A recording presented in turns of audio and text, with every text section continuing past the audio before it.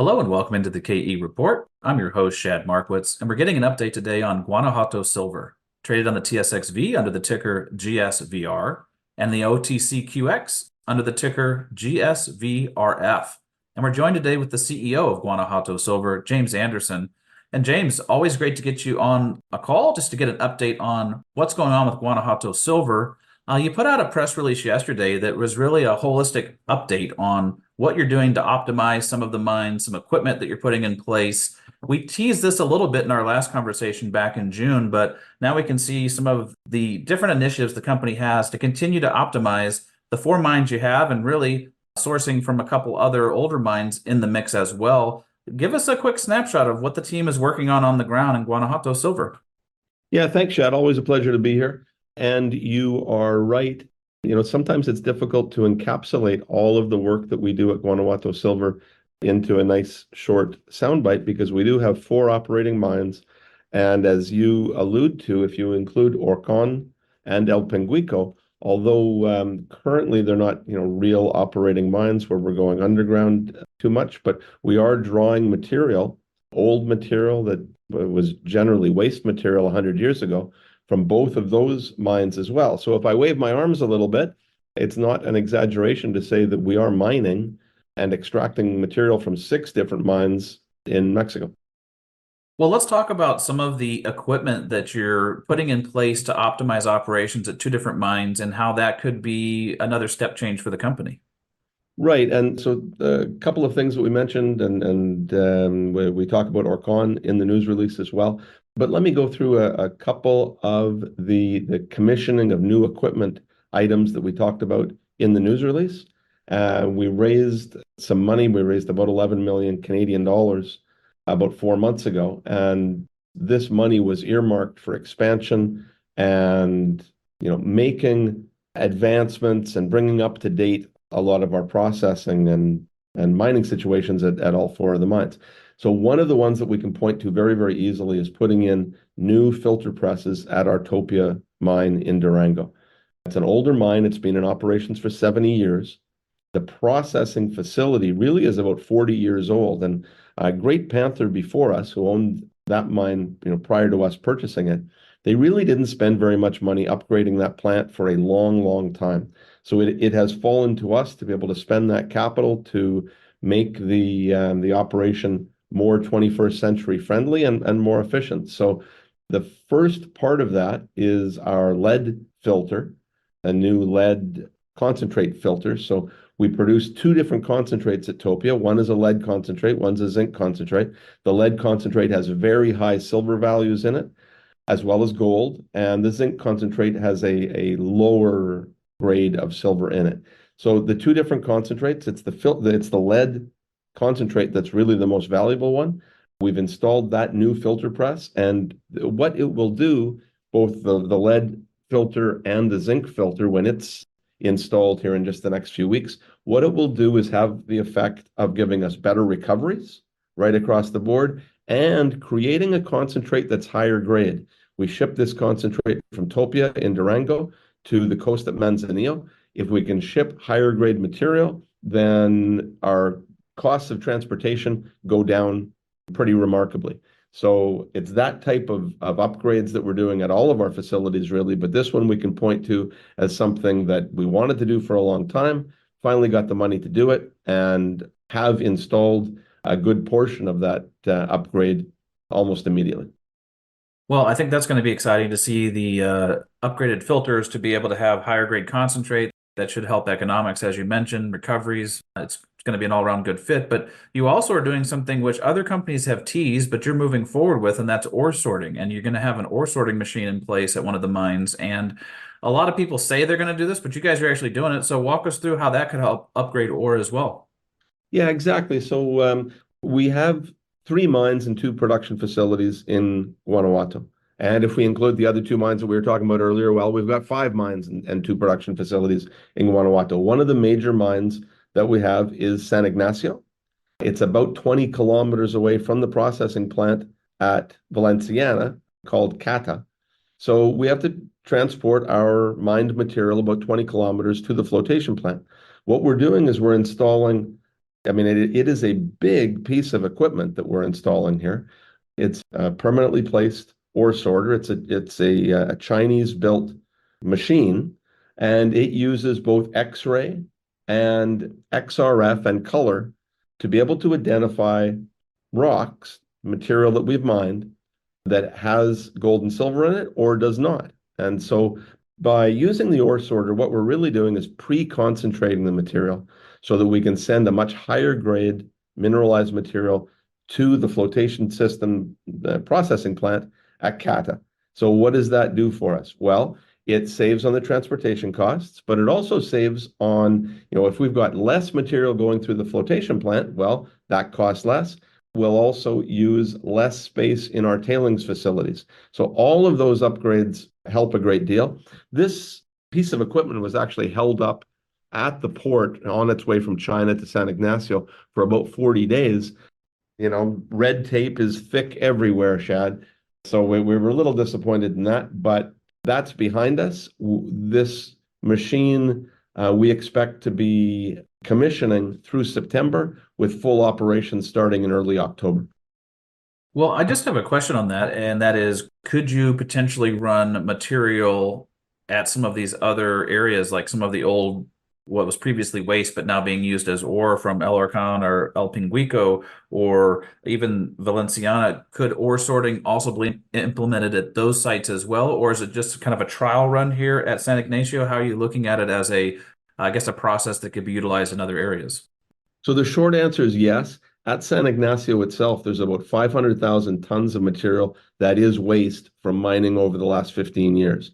So that's one of the primary sources of feed for our ore sorter here at San Ignacio.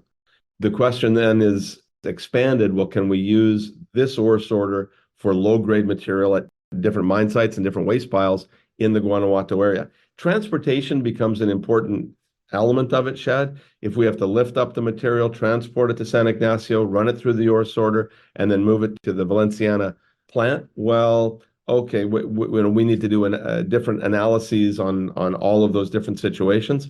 I can tell you that the transportation costs do affect that a whole bunch. But to your point, ore sorting technology, I think, has great application in all kinds of different mining situations in central Mexico.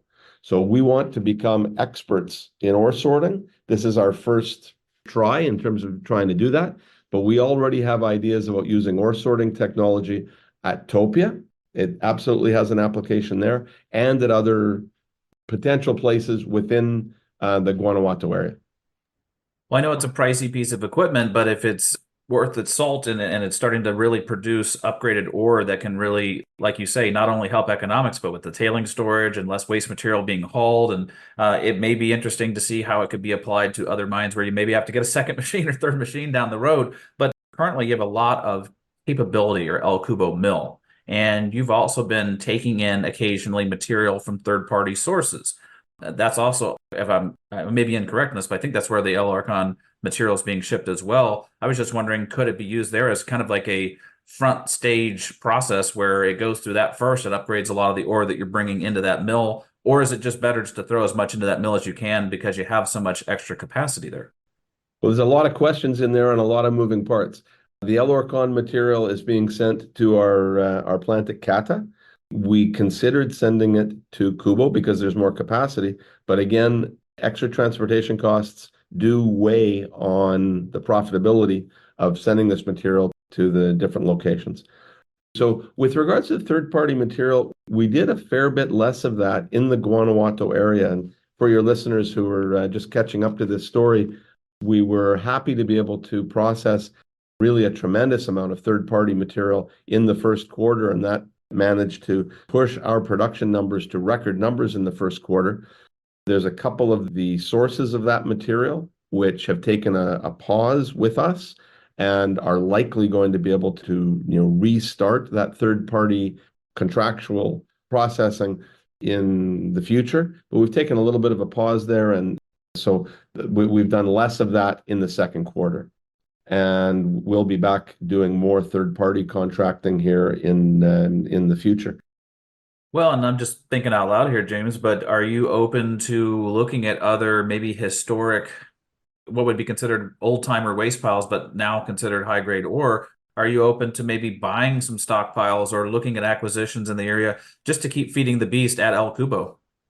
So the beast at El Cubo is large. It's a very hungry mill. But to your point, there's all kinds of different operations, small and large, all kinds of different possibilities within the Guanajuato area. When I first looked at the Guanajuato area 4 or 5 years ago, I said to myself, well, this is one of the great silver producing regions on the planet, but for different reasons, it has been carved up into different ownership. Consolidating that district is really what Guanajuato Silver is all about. We've done a pretty good job over the last 3 or 4 years buying these 6 different mines and 2 processing plants. We can do more of that, and ore sorter technology will have a big part to play in what we do in the future. Well, I think it would be a good spot in the conversation to also just talk about the lay of the land in Mexico right now, because there's a lot of companies on hold or maybe not moving forward as aggressively as they would like because of the political overhang. And we are transitioning from one administration to the next. But again, it's somebody that AMLO has handpicked. The new president, it's going to be interesting to see what her take is on the mining situation in Mexico. But how is that affecting other companies on the ground in the area? How is that affecting Guanajuato Silver? What's your basic outlook on Mexico and silver or gold production out of the country? Yeah, so again, it is a complex situation. It's a complex question. It's not easily answered in a sentence or two. Let me just say this. The mining industry worldwide is not being assisted by governments in very many places. And I think that Mexico is similar to that. If your listeners don't know, there is a proposal from the Mexican government really to ban all open pit mining. Now, none of our mines are open pit mines. We're underground everywhere. So one could say, well, that's good, and we're kind of grandfathered. We have permits to operate everywhere that we operate, and we've got the 3 different processing plants and these 6 different mines that we've talked about. However, I'm not as sanguine as some people about just the general attitude from the Mexican government regarding mining. If they're seriously looking at banning all open pit mining, or even if that softens somewhat and simply banning new open pit mining, we are dealing with a country that has not issued a new mining permit, a mining concession, a new mining concession in about 4 years. So I think that's a big statement. However, if you look at other governments' general approach, I think the world doesn't really want open pit mines anymore. They're not interested in giant-sized holes in the ground in their own backyards anywhere. And I think that that's something that the mining industry has to scratch their heads about and think about, how do we have good relationships with communities if the answer is no, we don't want a giant-sized open pit mine here? Can you mine it from underground? And I think maybe what the industry has to do is go back to rethink about how we access resources from underground primarily. What do you think that does to oxide resources? Because a lot of the benefits of doing an open pit oxide shallow deposit is you can just throw it on a heap leach pad. If you have to go into underground sulfides, you need processing centers and mills. How does that change the game then? I think it changes it dramatically. And I know that, my friends in the mining business don't really want to hear this, but I restate, it's not just AMLO. It's not just the Mexican government. I think that the statements that AMLO has made reflect opinions in communities and with people who are not in the mining industry worldwide. Mining, yes, yes, very, very important.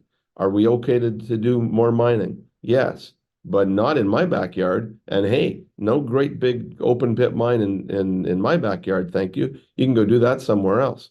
Well, if that's the attitude amongst communities and amongst the people everywhere across the planet, then mining is going to change. And I fully realize, it is going to add significant costs to raw materials everywhere. And people won't necessarily, vote for that. But decisions that politicians make and decisions that activist groups make don't necessarily make a whole bunch of sense either. Well, just to bring it back to Guanajuato Silver, I guess we should remind people that you're not doing open pit mining, James. You're doing underground mining. So maybe just speak to, are you okay as far as being grandfathered in with the mines that you currently have? Yeah, correct. And I can tell you, I mean, sensing this challenge, this general challenge to open pit mining, it's not by accident that all of our mines are underground. I think that's the way that you want to go. I think staying in mining communities, and Guanajuato's been a mining community for 450 years. I don't have to explain to many people in Guanajuato that the mines are important and that they are part of the fabric of the community. That's helpful. The same thing is true with our mine in Durango at Topia. So that's very, very helpful. All of our mines are underground. We have permits to operate. So there's no real issues with this. However, I'm just cognizant of the tone from the Mexican government, and I'm just saying that that tone exists, and it's not that different from governmental tone across the board throughout North America and everywhere else that people mine in the world. Well, just one more question on this, James. Does that make the mill that you already have permitted and operating that has extra capacity more valuable than if other companies may have to switch to an underground method, can't use the easy heap leach method, and if they have to start getting into their sulfides and shipping ore, could that actually be a backhanded compliment for you guys because you actually have a mill that's open for more capacity?